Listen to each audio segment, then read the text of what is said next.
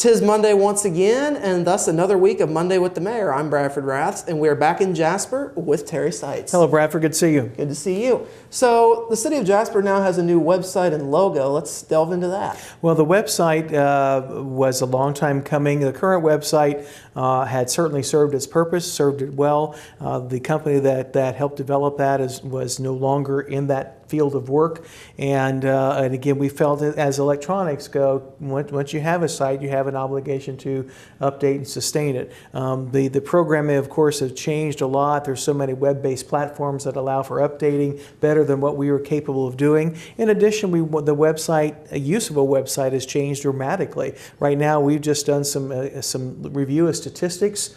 I know that as of this morning, 191 people have read the Mayor's blog since it came out last Wednesday. We also know that we have a significant number, I don't have a percentage yet, but a significant number of mobile users, which this website will recognize whether you're mobile, whether you're an Apple or a Droid or a tablet version, and it converts to that. And of course, as you look at it from a desktop or a traditional laptop, it's graphic heavy with photos, and we're going to look at maybe enhancing that even more with some other announcements related to the website. But we've had a great number of comments. We appreciate all constructive comments, and certainly we'll look at them. It's something that's always in progress. We're very happy for our city team that really put this together, and we hope that other departments will actually grow and use it even more. It has a reporting mechanism where you can, there's 7 different areas right now where you can report streetlights out. You could report maybe weeds or code enforcement situation, and it goes directly to the person responsible for that, and it can be tracked into its completion. And we know that a lot of times we get phone calls rather than having an online version. So we want people to be ready for that. But had a good team that did this. I do want to compliment all of them and certainly congratulate Darla Blasey of Community Development and Planning. Part of her work is marketing and branding for the city, but certainly none of us are experienced in doing the website work. Our 2 vendors, eGov Strategies and Axiom Marketing and Advertising, gave us a really good creation. And as you indicated, Bradford, part of that was to have a city logo and design that we did have it. We are doing some variations of that. We're going to be having brand standards. A couple things that have always struck me as mayor is that we have 2, maybe 3, occasionally 4 different logos that I've seen. That certainly doesn't help a cohesive strategy for the city of who Jasper is. And in time and with budget permitting, we want to do those changes. And I'd like to see where we really are having our cars branded and utilized as being official city vehicles, so that while most of them are, some are not. And I think it's very healthy for people to know that we have these vehicles in use when they're on official business. We know that we have some that are take home as well, and we understand that. But again, it's good to know that we have this and that people know how to use this. So branding those city vehicles too is also good. It's like having a billboard driving around town, and certainly serving the purpose of the public interest of knowing where our city vehicles are. So it's a matter of time. I jokingly laugh and say, you know what, we're not going to go up and spray paint a new logo on the water tower on top of 15th Street Hill or things like that. But in due time, that's a good possibility. But certainly we'll look at with respect to budget, with respect to being able to roll this out, establish some standards of where we use it and where we have that in place. And ultimately, it's been dozens of years since that's been done, and when you have 2, 3, maybe 4 different ones used, they lack that cohesiveness. So we thought we'd just piggyback both of these design elements and the actual functioning website. So look at it, jasperindiana.gov, pass it on, share it with friends, and make sure you use it. Yeah, definitely big way to unify things, though, having one logo. I agree, and it's kind of marketing 101. And you might think, well, gee, does the city really need to market itself? Yeah, you know, we really do. When you want to look at Jasper, Indiana, or we want to elevate our site to become very high when people search for Jasper, that's what we want to look at. We have a lot of pass-throughs in this site, a lot of links. We utilize the headers of living here, visiting here, doing business here. Those are critical for us. That's what people are wanting to establish now. We want to grow Jasper. We welcome more people to live here, ultimately to fill the jobs that we can provide from our employers. And that's one of the mandates that we're hearing from the workforce.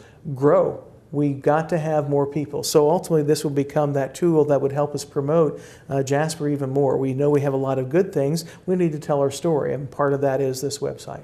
So you're talking about growth, and now we come to a meeting Wednesday night where there's more talk about That's growth. right. Again, as most people know, about a year ago, we started the process of purchasing the golf course of the old Jasper Country Club. So secretly, since that time, we did do so. We did not bond anything. We basically made an electronic transfer of funds from a city rainy day fund to purchase this property, leaving the rainy day fund still very healthy, and knowing that we can access funds as need be. Now we're looking at what might this area be. Ultimately, my vision was that it is at first and always a park. If it could become some type of campus that would have various other features, or that the park department would work with others to look at an outdoor setting, whether it may be education, whether it may be arts, whatever. No one says that has to define that it's buildings, but really looking at that space to be utilized in different ways. And as a park, certainly there's a great amount of green space, 58 acres, give or take, and it's just gave us an entirely different view. So on Wednesday, the 25th at 6:30 at Clubhouse 61, thank you again for the Hanselman family for providing this to us. We are going to be looking at some initial planning ideas and have public input on them for the country club property. Now, I remind you, Clubhouse 61 is the new name that the Hanselman family has given to their purchase, which was the old country club clubhouse. So that being the case, it's now opened about 2 or 3 weeks ago. You'll get a chance to see it, but we're going to be looking out those windows and gazing down onto that golf course. It's a whole different view. And we want your input. City Visions, along with Gamble & Associates, is going to be leading this effort again. It will be very similar, Bradford, to utilizing what we did at the spring input session for downtown. We'll be doing some electronic voting, and we really want to engage the public once again.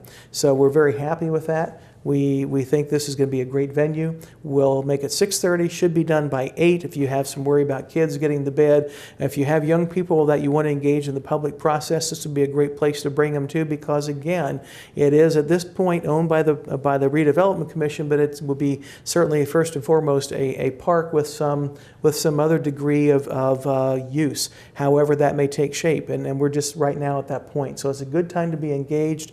Our advisory team will be there, and we're very happy. And we may also say that night we're going to announce that on October 16th, which is a Wednesday evening from 5 to 7, we're going to have basically the park open, the country club golf course area open for the public to come on and just walk. We're going to look at that. Maybe you can imagine what may happen this Wednesday night and get some vision for it. And a few weeks later, we're going to be able to kind of walk it. And it'll be from 5 to 7, Wednesday the 16th, trying to look at a midweek time before it got dark, and just open the gate on the 15th Street. We'll park you in there, and we'll be able to allow you to kind of walk those walking paths and cart paths, and just let yourself imagine what a great asset this is for the city of Jasper. Yeah. Of course, being able to vote like the public will at this will probably be good for them just to see. Absolutely. Again, you're giving them indications what we may like, may not like.